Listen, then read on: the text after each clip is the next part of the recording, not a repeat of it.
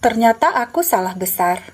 Dulu aku berpikir, ketika aku bisa membantu orang lain, ketika aku bisa bermurah hati dan berbuat baik kepada orang lain, ketika aku bisa hidup jujur dan tidak mencari keuntungan dari orang lain, ketika aku bisa mengontrol emosiku saat mengemudi mobil atau mengajari anak-anak belajar, ketika aku bisa membanggakan keluarga, ketika aku berhasil melakukan sesuatu hal positif, bahkan ketika aku sukses dalam pekerjaanku, aku kira semuanya karena usahaku, kegigihan, dan keuletanku, serta niat hatiku yang tulus.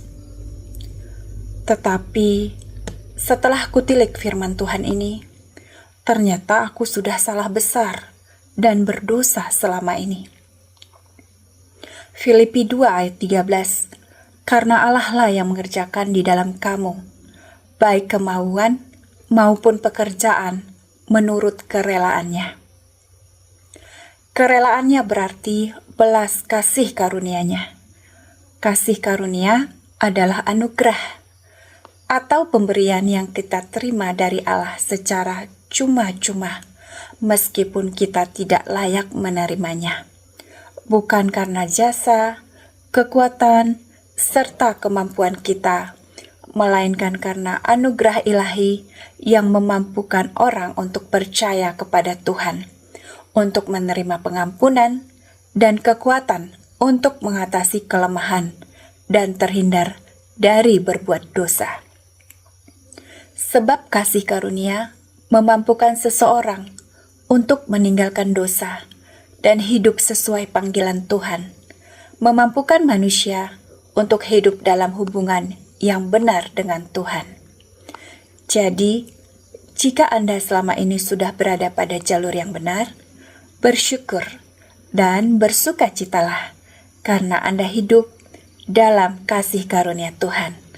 Dan sadarlah, itu bukan karena kebaikan dan hasil usahamu, melainkan karena kasih karunia Tuhan yang memampukan Anda untuk berbuat baik. Sebab jika Anda menganggap itu hasil usahamu, Tuhan dapat mengambil kasih karunia-Nya daripadamu. Dan lihatlah apa yang terjadi. Anda pasti akan gagal setiap kali ingin melakukan perbuatan baik. Jadi, jika Anda selama ini ingin bertobat, tapi jatuh lagi dan jatuh lagi, Anda ingin lepas dari kebiasaan merokok, tapi merokok lagi dan merokok lagi. Anda ingin lepas dari korupsi, lepas dari hutang, tapi korupsi dan hutang lagi.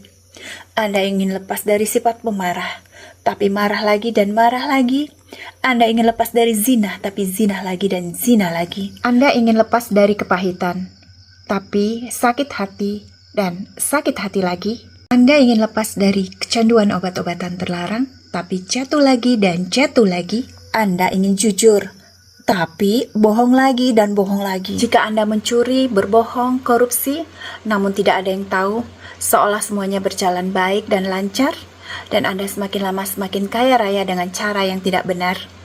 Jikalau Anda berzinah, berselingkuh, namun tidak ada yang tahu, semua berjalan seolah-olah mulus dan baik-baik saja.